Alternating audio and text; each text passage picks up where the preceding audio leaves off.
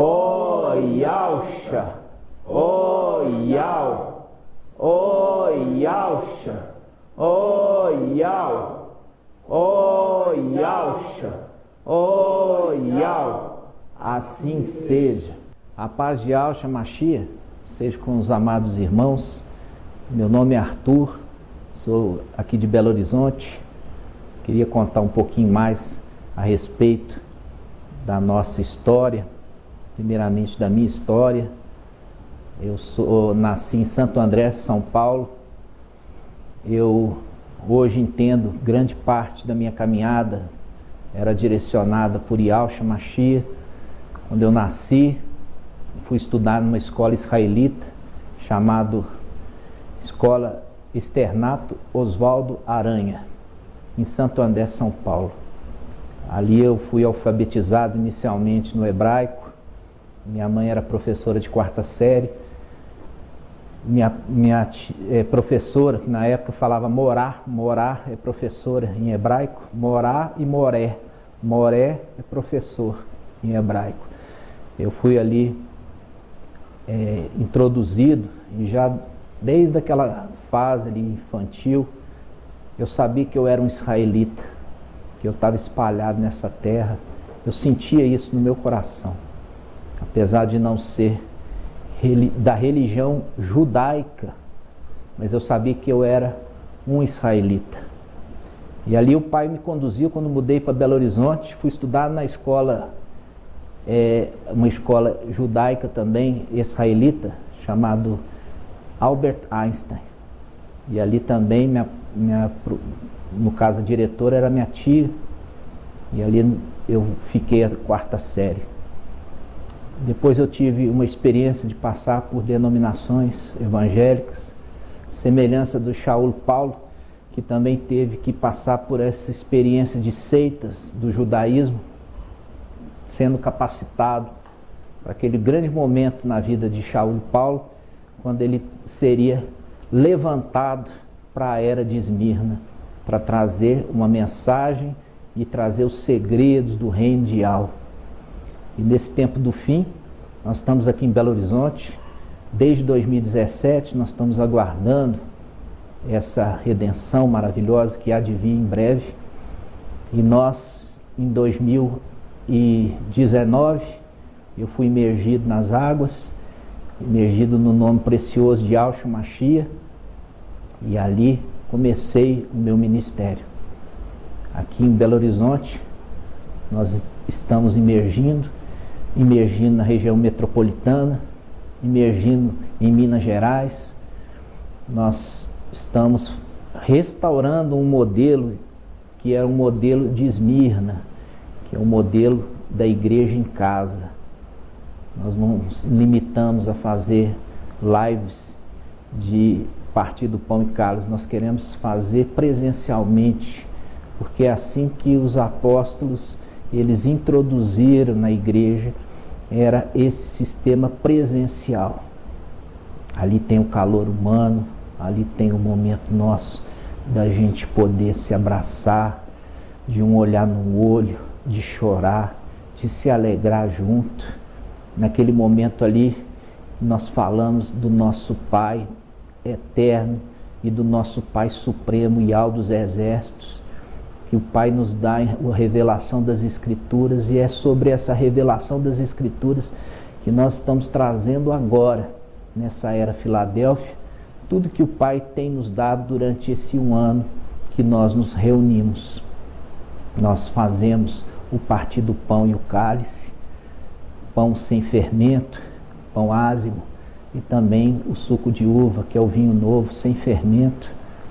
Nós fazemos isso em todas as nossas reuniões. Nossas reuniões inicialmente eram 2 vezes na semana, e hoje nós nos reunimos todos os dias da semana em casas, né?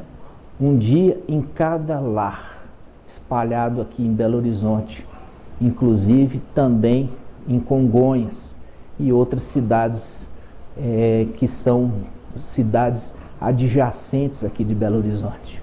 Queria contar um pouquinho a história dos irmãos, para os irmãos também ser um exemplo. Por quê? porque o modelo de igreja em lar é o modelo dos apóstolos, e nós temos que restaurar essa prática. Nós não reunimos em templos humanos, mas reunimos nos lares. E a palavra fala que nós sejamos hospitaleiros, porque muitos hospedaram anjos sem saber. E é essa era que nós estamos vivendo. Muitos estão tendo a oportunidade de hospedar anjos. Eu quero trazer para os irmãos aqui um pouco sobre o mapa, que é esse pergaminho do final dos tempos. É uma revelação maravilhosa, que o Pai nos chamou para fazermos isso, para que a gente pudesse mapear o seu projeto, mapear o que Ele planejou antes da fundação do mundo, para que pudesse ser revelado. Como Daniel lacrou ali, Daniel é um filho de Alcha, chamado pelo anjo filho do homem. Toda vez que fala filho do homem, está falando filho de Alcha. Quando vai falar filho de Adão, de fato, primeiro Adão, fala homem nascido de mulher, é diferente. Então, Daniel lacrou, o anjo falou assim, lacra esses segredos, porque esse segredo não é para o seu tempo, é para o tempo do fim. E agora o tempo do fim chegou os filhos de Alcha para abrir o entendimento, abrir esse pergaminho que Daniel lacrou. E nós estamos abrindo também Ezequiel, que ele recebeu um pergaminho que ele mandou ele comer e era doce. É essa revelação, esse entendimento. E nós vemos João e Alhana ali em Apocalipse, ele comeu, mas ele percebeu que era doce na boca, mas era amargo ali no estômago. Amargo por quê? Porque ele sabia que muitos vão buscar o entendimento desse pergaminho, vai ser na tribulação. E por isso é amargo no estômago, porque cai ali e eles entendem o tempo que eles estão passando, e era o tempo de sofrimento e um tempo que parece não ter fim. Eu queria que os irmãos se dedicassem ao estudo desse material, porque vocês vão crescer em graça e conhecimento. Não basta simplesmente o resgate dos nomes verdadeiros. Não basta simplesmente o resgate do partido pão e cálice, de sair da trindade, de refutar hierarquia de igreja. É muito mais do que isso, irmãos. Isso é rudimento básico, isso é leite elementar. Nós temos que comer um alimento sólido, alimento que Yahshua Mashiach preparou para nós nesse final dos tempos. E eu queria mostrar rapidamente aqui esse estudo. Essas são muita revelação, é muito entendimento. E eu peço aos irmãos, eu vou estar a partir de agora nesse canal no YouTube, trazendo para vocês estudos impactantes, para a gente poder, para que todos possam chegar no pleno conhecimento da verdade. E o pleno conhecimento da verdade com o maná que nós temos colhido em porção dobrada. Isso também está sendo compartilhado com os irmãos. Vamos lá. Aqui nós temos essa primeira coluna horizontal, as semanas, né? E as semanas correspondem aos dias da semana e o sábado, no qual a sexta-feira ela cai na era Filadélfia, e Filadélfia come uma porção dobrada, diferente de Sardes, que come uma porção unitária. Aqui nós temos Laodiceia, que não desce o maná, que é a representação de sábado. Com isso, Filadélfia está preparando esse alimento para deixar para Laodiceia, né? Laodiceia, ela não vai ter um alimento ali descendo sobre eles, mas Filadélfia preparou o alimento. É assim também os israelitas, quando os israelitas eles colhiam, né, na sexta-feira, e no sábado o alimento não estava estragado. Qualquer outro dia da semana que ele colhia, o alimento no dia seguinte estava estragado, mas na era de Filadélfia, que é sexta-feira, o alimento não vai se estragar e vai servir muito para os irmãos de Laodiceia. Aqui nós vemos cada uma dessas colunas, inclusive o resgate dos nomes verdadeiros, o invocar, né? Nós devemos invocar primeiramente a Yahshua. Por que Yahshua? Porque Yahshua, ele é o mediador da nova aliança. Ninguém chega a Yahshua senão por Yahshua.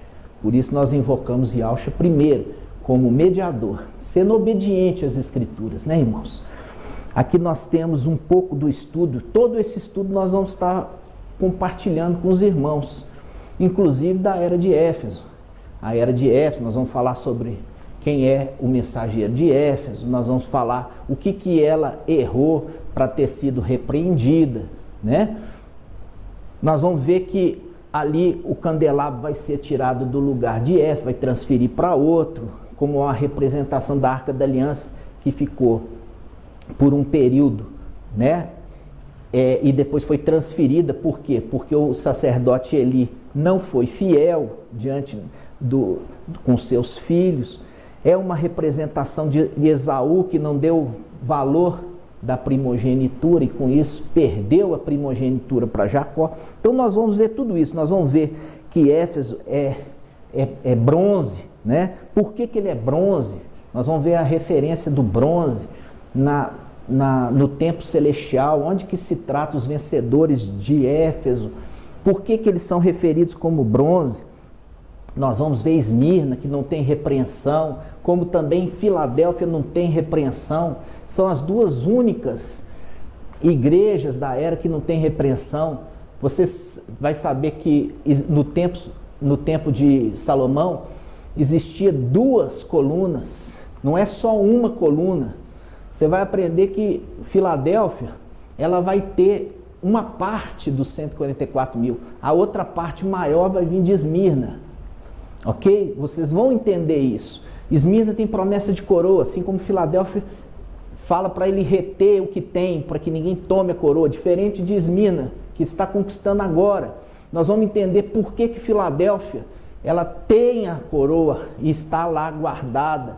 Nós vamos entender o que é ser filho de Yahshua, o que é filho de Adão. Nós vamos ver as demais eras. Nós vamos ver que Sardes tem um grupo que mantém vestes brancas. Essas vestes brancas são vestes sacerdotais. Temos muito, irmãos, muito para aprender. Inclusive na era de Laodiceia, a representação do Nazireu. Nós temos o Samuel, que era um Nazireu, é a representação do vencedor de Filadélfia. Sansão, que perdeu a cabeleira, é a representação do perdedor de Filadélfia, que tem que ir para Laodiceia, representado como filho pródigo, que vai ter que passar por tribulação para poder aprender. Nós vamos ver na palavra que não existe trevas exteriores. Isso pode ser um choque para muitos, mas você vai ver que é necessário você alcançar o pleno conhecimento da verdade, inclusive que os evangelhos fermentados são impróprios para o consumo. Aí você vai falar assim, mas tem fermento na Bíblia toda, mas você tem uma coisa que é algo que está fermentado, que você pode substituir o nome, mas não mudou o sentido, e quando você fermentou a massa e ela mudou a substância, ela agora se tornou o quê? Corrompida. O entendimento é corrompido. Então nós vamos ver que os evangelhos, quais são os evangelhos que você não pode seguir e qual você tem que seguir, porque é a Escritura. Tudo isso para te conduzir de volta para o caminho. Tudo isso nós vamos estar fazendo aqui no canal. Assim seja, eu vou mostrar inclusive para os irmãos a representação dessas pedras. Essas pedras que estão no peitoral do sumo sacerdote.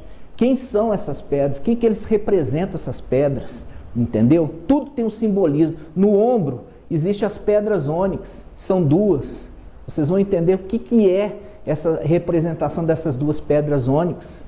Você entender que Esmirna é uma representação de Lia, a esposa que era desprezada. Filadélfia é a representação de Raquel, que teve envolvimento com idolatria, mas foi liberta. Esse é uma representação de Filadélfia. Nós vamos ver que gerou poucos filhos. É uma esposa amada, que gerou também um filho predileto, José, diferente de Esmirna. Nós vamos ver a diferença de Esmirna e de Filadélfia. Nós vamos ver muitas verdades, irmãos, mas é muita coisa. Então eu peço aos irmãos, nós vamos devagar, Nós vamos estar lançando vídeos toda semana, pelo menos 2 ou 3 vezes na semana, e eu peço que os irmãos ouçam, porque o alimento sólido chegou. O alimento sólido de Filadélfia chegou, irmãos. Chega do leite, chega dos rudimentos básicos. Agora é o momento de você aprofundar no entendimento para você se tornar o quê? Perfeito varão, que cresceu em graça e em estatura. Ok? Assim seja. A paz de Yahshua Mashiach seja com todos os amados irmãos. Assim seja. Graças a Yahshua, graças a Yahweh, graças a Yahshua, graças a Yahweh, graças a Yahshua, graças a Yahweh. Assim seja.